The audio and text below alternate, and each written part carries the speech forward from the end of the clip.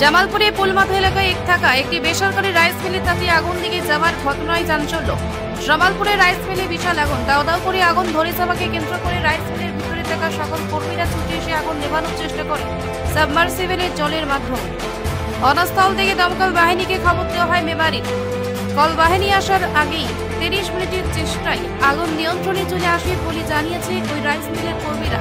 Rice mill কর্তৃপক্ষের তরফ থেকে এদিন জানানো হয়েছে, একটি ওয়েল্ডিং এর কাজ করার সময় হঠাৎ আগুনের ফুলকি বস্তা ভর্তি একটি গোদামের মধ্যে হঠাৎই আগুন চলে আসার ফলে সেখান থেকে আগুন দাউ দাউ করে ধরে যায় এবং তার পাশাপাশি সঙ্গে সঙ্গে দাউ দাউ করে ধরে যাওয়ার ফলে আতঙ্কগ্রস্ত হয়ে পড়ে কর্মীরা। দ্রুততার মধ্যেই আগুন নিয়ন্ত্রণে নিয়ে আসে বলেই কর্মীদের পক্ষ থেকে এবং কর্তৃপক্ষ তরফ থেকে জানানো হয়েছে। সেভাবে ক্ষয়ক্ষতি হয়নি বলে জানিয়েছে রাইস মিল কর্তৃপক্ষ।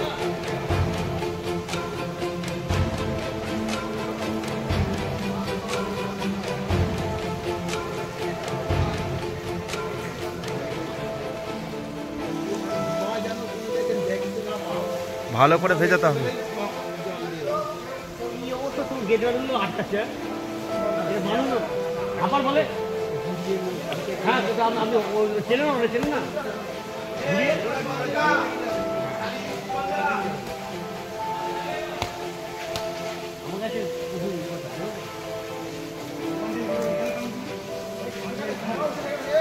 এইখানটা গরম লাগছে কেন এত? এমনি গরম লাগছে।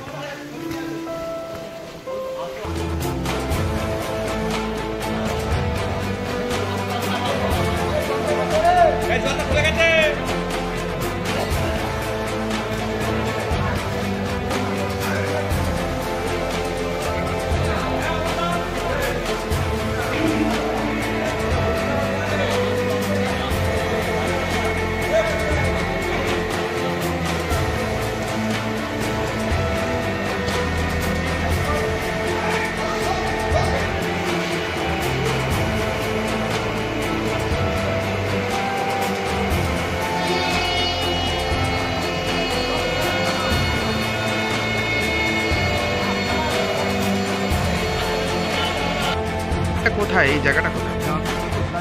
আর রাইস মিলে কি করে আগুন লাগলো এখানে? আমরা এদিকে কাটিংয়ের কাজ করছিলাম, গ্যাস কাটারে একটা ফুলকি টিনের ফাঁক দিয়ে ঢুকে একটা জায়গা ধরে গেছে। সেই সাথে থেকে মিনিটের মধ্যে একবার ধাও ধাও করে সব, মানে আমরা সব কিছু অ্যারেঞ্জমেন্ট আছে কিন্তু রেডি করতে করতে কিন্তু সব কিছু আরও বেশি করে ধরে। আচ্ছা, এখানে কি বস্তা মজুদ ছিল? হ্যাঁ, বস্তা মজুদ, এখানে সেলাই করা হয় বলে মজুদ করতে পারতে হয়। আচ্ছা আচ্ছা, হঠাৎ করে ওই আগুনে ফুলকি থেকে আগুন কখন লেগেছিল ঘটনাটা? এটা 3টের সময়।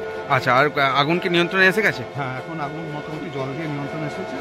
আপনারা নিজস্বভাবেই চেষ্টা করেছিলেন? হ্যাঁ, নিজস্বভাবেই চেষ্টা করি। ফায়ার ব্রিগেডকে খবর দেওয়া হয়েছিল? না, ফায়ার ব্রিগেডকে আমরা ভেবেছি যে আমার দ্বারা হয়ে যাবে, সেই জন্য খবর দিই। আচ্ছা, আর আপনার এই তারপরে কি এখানে এই রাইস মিলেরই কি সাবমার্শাল দিয়ে নেভানো হয়েছে? হ্যাঁ হ্যাঁ, রাইস মিলে সাবমার্শাল চালিয়ে সঙ্গে সঙ্গে আরও আলাদা পাম্প ছিল, 3টে পাম্প চালিয়ে আমরা এটা। আর এখানে কি কোনো ক্ষয়ক্ষতি হয়েছে কিছু?